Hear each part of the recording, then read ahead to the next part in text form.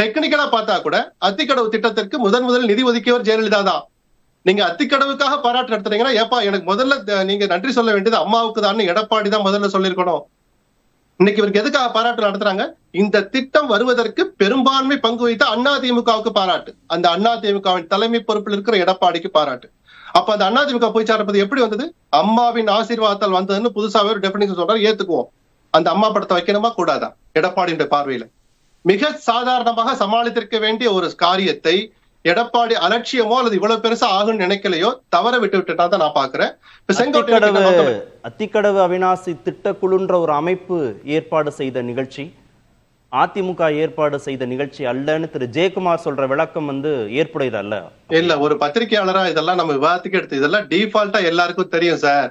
அதிமுகவுடைய மறைமுக ஏற்பாடு. விவசாயிகள் கஷ்டப்படுற விவசாயிக்கு எப்படி சார் இவ்வளவு செலவு பண்ண முடியும்? முழுக்க விவசாயிகள் பச்சை துண்டு யார் வாங்கி கொடுத்தா? நான் திருப்பி சொல்றேன், அது ரொம்ப விவாதிச்சோம்னா அது கொச்சைப்படுத்துற மாதிரி இருக்கும்.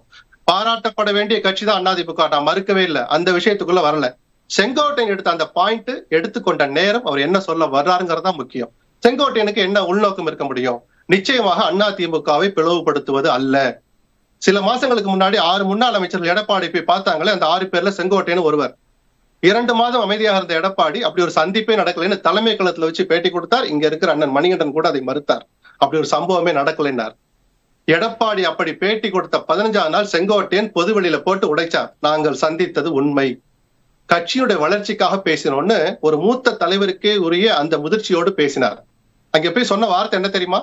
எங்கள் 6 பேர்ல ஒருத்தர் முதலமைச்சர் வேட்பாளர் அறிவிங்கன்னு கேட்கல, கட்சியை ஒற்றுமைப்படுத்துங்கன்னு சொல்ற போது சசிகலாவையோ ஓபிஎஸ்ஸையோ தினகரனையோ பொதுச்செயலாளர் ஆக்குங்க, அவர்களில் ஒருவரை முதலமைச்சர் வேட்பாளர் ஆக்குன்னு கேட்கல. அண்ணே, நீங்கள் முதலமைச்சராக வேண்டுமானால் 2026 கட்சி பலமா இருக்கணும், தெற்குலையும் டெல்டாலையும் கட்சி பலவீனப்பட்டு போயிருக்குன்னு சொன்னவர் செங்கோட்டையன்.